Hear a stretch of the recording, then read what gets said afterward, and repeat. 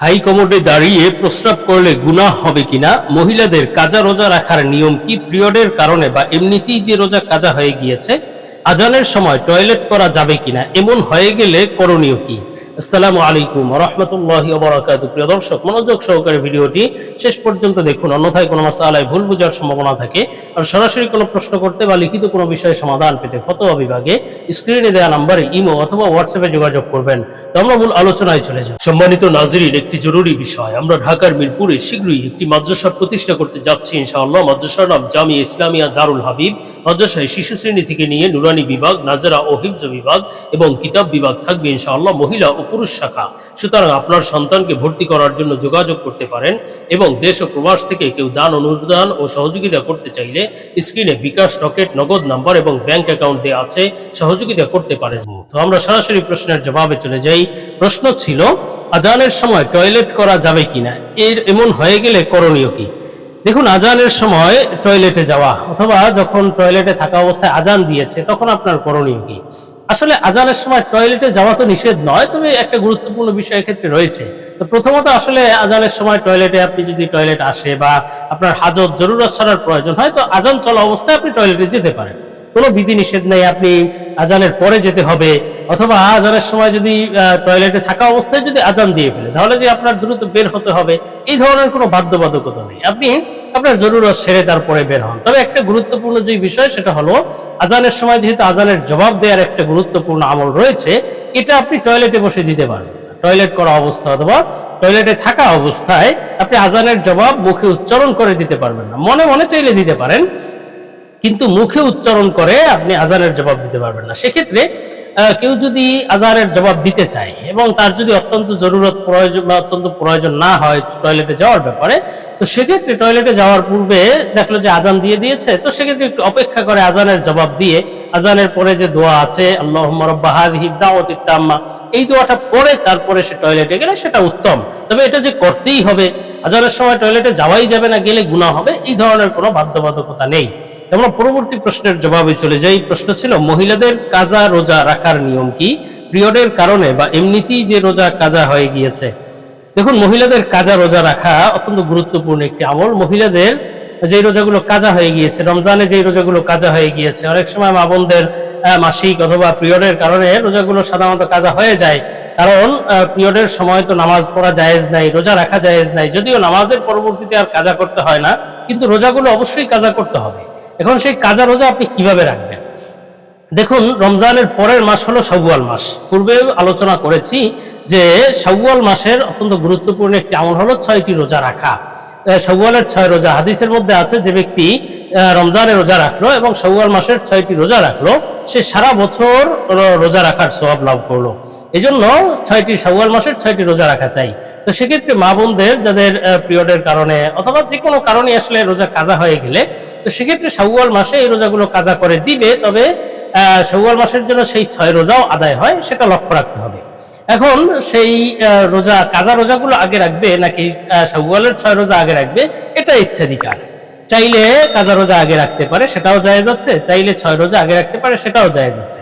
তবে কাজা রোজা যদি এত বেশি হয়, কারো হয়তো অনেক রোজা কাজা হয়ে গিয়েছে, সেটা যদি রাখতে যায় তাহলে 6 রোজা রাখতে পারবে না, তাহলে আগে 6 রোজা রাখা উত্তম। কিন্তু কেউ যদি এমন হয়, যদি কারো ব্যাপার কারো ধারণা যদি এমন হয় বা কারো যদি বিষয়টি এমন হয় যে সে এমনি অল্প কিছু রোজা কাজা হয়েছে, 1-2টি রোজা কাজা হয়ে গিয়েছে, তো সেক্ষেত্রে আগে কাজা রোজা রাখা উত্তম। কেননা কাজা তো ফরজ আর শাওয়ালের 6 রোজা এটা তো নফল। সুতরাং আগে যদি কাজা রোজা রাখে সেটা উত্তম হবে, আর যে কোনো একটা রাখলে সেটা জায়েজ হবে, বাধ্যবাধকতা নেই।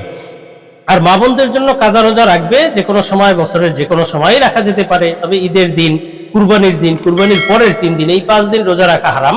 এই 5 দিন বাদে কাজা রোজাগুলো যে কোনো দিন রাখা যেতে পারে। সেক্ষেত্রে শাওয়ালেও রাখতে পারে বা শাওয়ালের পরেও রাখতে পারে। আর কাজা রোজার নিয়ত ভাবেই করতে হবে যে আমি রমজানের কাজা রোজা রাখতেছি, একটা কাজা রোজা রাখতেছি। যে কয়টা কাজা হয়ে গিয়েছে এভাবে একটা একটা করে রাখতে হবে। আর লাগাতার রাখা জরুরি না, কাজা রোজাগুলো ভেঙে ভেঙে রাখতে পারে। আজকে একটা কাজা রোজা রাখলো, 2 দিন পরে বা 5 দিন পরে আর একটা রাখলো, অথবা যে কোনো ভাবে কাজা রোজাগুলো এভাবে ভেঙে ভেঙেও রাখতে পারে, অথবা লাগাতার যে কয়টা কাজা হয়ে গিয়েছে সে কয়টা করতে পারে। আর যদি কেউ রোজা ভেঙে ফেলে, ইচ্ছাকৃতভাবে রোজা ভেঙে ফেলেছে, যে কারণে তার কাজা এবং কাফারা উভয়টি ওয়াজিব হয়েছে, তাহলে তার কাজা তো যে কোনো সময় রাখা যেতে পারে, কিন্তু কাফফারা যখন রাখা শুরু করবে লাগাতার ধারাবাহিকভাবে 2 মাস রোজা রাখতে হবে। একটা রোজার কাফফারা হলো ধারাবাহিকভাবে 2 মাস তথা 7 দিন রোজা রাখা। এই 7 দিন রোজা রাখার আমল তার লাগাতার করতে হবে, ধারাবাহিক করতে হবে। মাঝখানে একটা যদি বাদ দেয় তাহলে আবার শুরু থেকে 7টা রাখার হিসাব করে 7টা রোজা রাখতে হবে, 2 মাস রোজা রাখতে হবে। তো আমরা পরবর্তী প্রশ্নের জবাবে চলে যাই। প্রশ্ন ছিল হাই কমোডে দাঁড়িয়ে প্রস্রাব করলে গুনাহ হবে কিনা।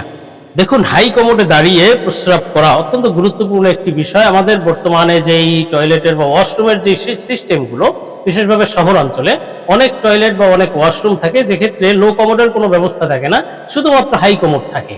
আসলে এক্ষেত্রে যারা এই ধরনের যারা যখন বাড়ি তৈরি করবে, বাড়ি নির্মাণ করবে, অথবা যে সমস্ত কনস্ট্রাকশন কোম্পানি বা যারা বাড়ি তৈরি নির্মাণের কাজ করে চুক্তিভিত্তিক, তাদেরও এই বিষয়টি জানা জরুরি যে যেখানে হাইকমোড লাগতে পারে, হাইকমোড দেওয়া যেতে পারে, হাইকমোড ব্যবহার করা যে হারাম এমন নয়, দেওয়া যেতে পারে, তবে সাথে লো কমোড থাকা চাই, যাতে ইস্তেঞ্জা করতে হলে দাঁড়িয়ে ইস্তেঞ্জা করার আবশ্যক বা প্রয়োজনীয়তা না দেখা যায়। যে লো কমোড থাকলে বসে ইস্তেঞ্জা করার সুবিধা থাকে। সেক্ষেত্রে অনেকে বাধ্য হয়, যেহেতু যদি লো কমোড না থাকে একই ওয়াশরুমে, হয়তো অনেক জায়গায় এমন সিস্টেম আছে যে 2টা বাথরুম টয়লেট 2টা থাকে, একটা হলো লো কমোড আর একটা হাই কমোড, শুধু হাই কমোড। এটা যেন না হয়, যেখানে হাই কমোড থাকবে সেখানে যেন লো কমোডেরও ব্যবস্থা থাকে, এই বিষয়ে লক্ষ্য করা চাই।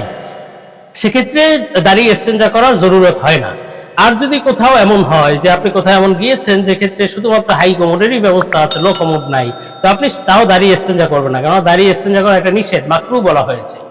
অত্যন্ত প্রয়োজন ছাড়া দাঁড়িয়ে ইস্তেঞ্জা করা যাবে না, দাঁড়িয়ে প্রস্রাব করা থেকে বিরত থাকতে হবে। সেক্ষেত্রে যদি অন্য ওয়াশরুম যদি লো কমোড থাকে, সেক্ষেত্রে সেখানে গিয়ে আপনি বসে ইস্তেঞ্জা করবেন, তাও হাই কমোডে দাঁড়িয়ে ইস্তেঞ্জা করবেন না।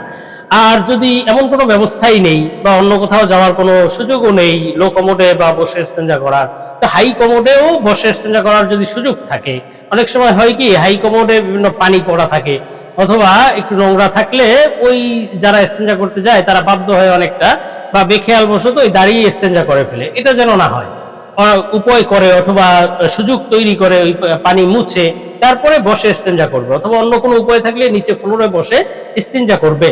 আর যদি একেবারেই নিরুপায় হয়, দাঁড়িয়ে ইস্তেঞ্জা করতে হচ্ছে, তাহলে দাঁড়িয়ে ইস্তেঞ্জা করতে পারবে। এক্ষেত্রে জায়েজ আছে, নাপাক লাগার ভয় অথবা বিশেষ কোনো কারণে যদি দাঁড়িয়ে ইস্তেঞ্জা করার ব্যাপারটা নিরুপায় হয়ে যায়, তাহলে হাই কমোডে দাঁড়িয়ে ইস্তেঞ্জা করা জায়েজ হবে, এক্ষেত্রে গুনাহ হবে না।